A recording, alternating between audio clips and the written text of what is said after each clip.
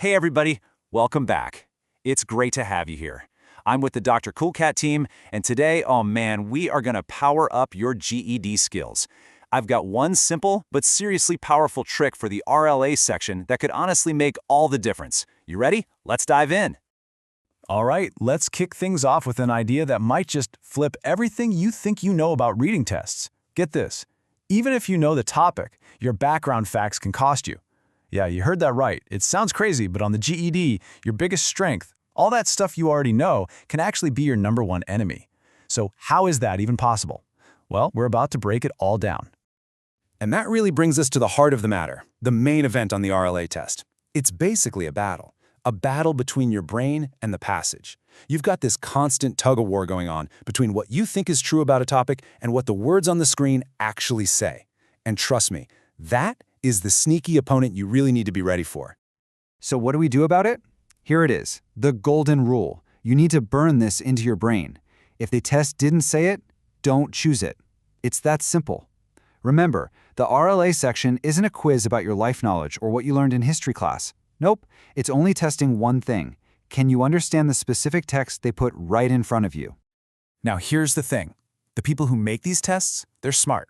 They know your brain is just dying to make these outside connections. So what do? They actually design questions with specific traps, little landmines, just to lure you into using that outside knowledge. But don't worry, we're going to break down the 3 most common traps you can spot them, sidestep them, and nail the right answer every single time. Okay, first up is trap number 1. We call it scope creep. Think of it like this. The answer choice takes a nice, small, totally correct detail from the passage and then stretches it out like a rubber band until it's this huge, sweeping generalization. It's a tiny, true idea trying to cover way, way too much ground. And this trap can be super subtle. You really have to watch out. For example, a passage might carefully say something like some adults, but then a trap answer will just sneakily change that one little word to most adults. See that?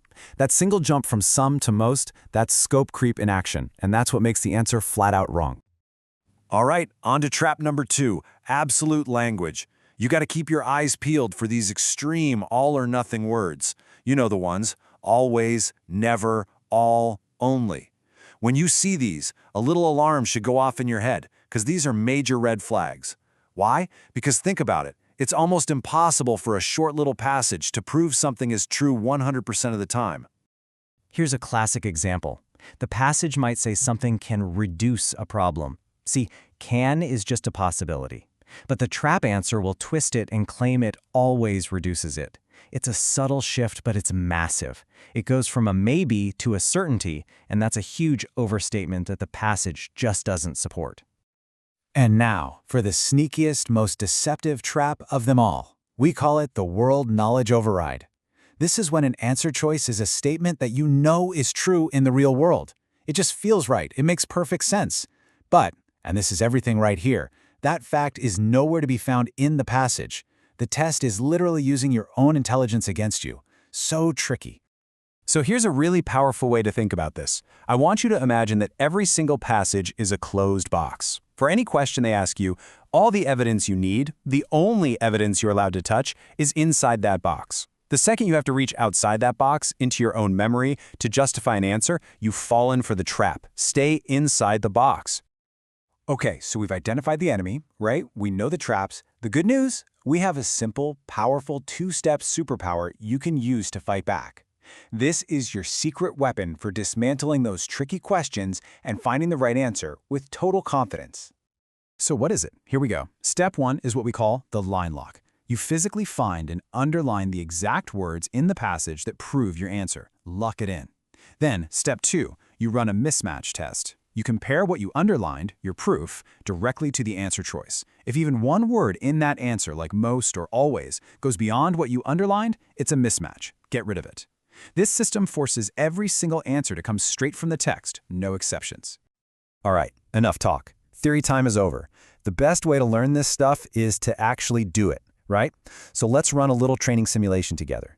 We're going to apply our line lock and mismatch test superpower to a real example and see these traps out in the wild. Okay, here's our practice passage. It's short, it's sweet. In a small trial, the diet helped some adults improve energy. That's it. This is our closed box. Every single piece of evidence we are allowed to use is right there in that one sentence. Nothing more, nothing less. And here's our question. Which statement is best supported? We've got our options, A, B, C, and D. Now, we are not going to guess. We're not just going to pick the one that sounds good. Nope, we are going to use our two-step superpower to find the actual proof. Let's start with choice A. The passage says, some adults. But what did the answer say?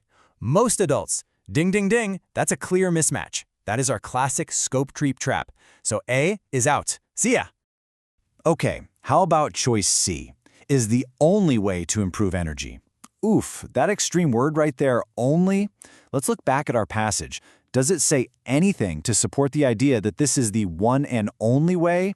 Not a chance. That's a textbook, absolute language trap. C is gone. And what about choice D? Is unsafe for teenagers? Let's check our closed box again. The passage mentions adults. Does it say a single word about teenagers? Nope, not one. This information is coming from completely outside our box. That's our world knowledge trap, or in this case, just made-up knowledge. So we eliminate D. So, by knocking out all three of those traps, we're left with just one option standing. Let's check B. Helps some adults improve energy. Now let's look at our line lock. The passage says it helped some adults improve energy. It's a perfect match, word for word. That is a successful line lock. B is our answer, and we know it for a fact. Okay, let's do a quick-fire drill just to make sure this is sticking. Ready?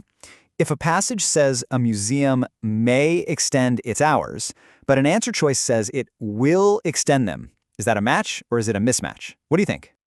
You got it? It's a mismatch. May is just a possibility, right? But will? That's a certainty. The answer choice is making a much stronger claim than the passage actually supports. Fantastic job spotting that one.